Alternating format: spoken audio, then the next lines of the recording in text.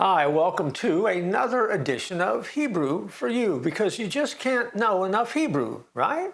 And because you can't know enough Hebrew, let me give you another Hebrew word. This is one in a series of, probably 50 or so Hebrew words that I've targeted that we're going to share during this series that will allow us to understand a little bit more about the Hebrew language, what we read in the Old Testament, and why it matters. Today's word, Mayim. Mayim. It is the Hebrew word for water.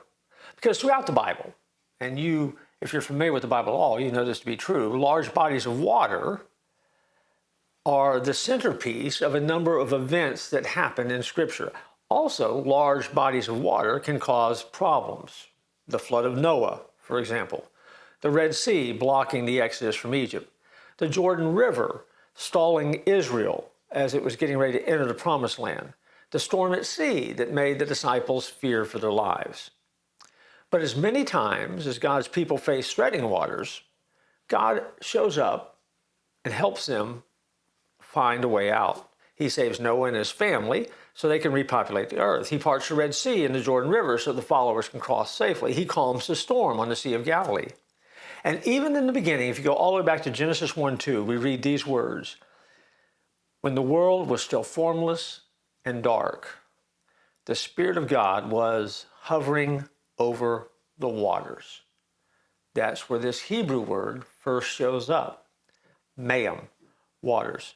The message for us from these stories is that whenever we're facing chaos or uncertainty in life, God is in control of the situation, just as He is throughout the Bible and throughout history.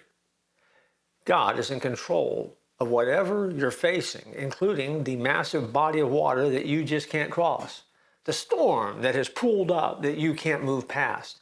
And the key to that is understanding that in the very beginning, God moved above the Mayim, the waters. And ever since that time, ever since the beginning, He has shown us time and time again that no matter how big the obstacle, there's nothing that we can't overcome when He chooses to lead the way. And so, that Hebrew word is one that shows up in the book of Genesis and that you see over and over again in the Old Testament, but also it's a theme that reoccurs in the New Testament as well. Important word, one you need to know, a Hebrew word that really does matter. And so, Mayim is the word of the day. That's Hebrew for you. I look forward to joining you in our next edition.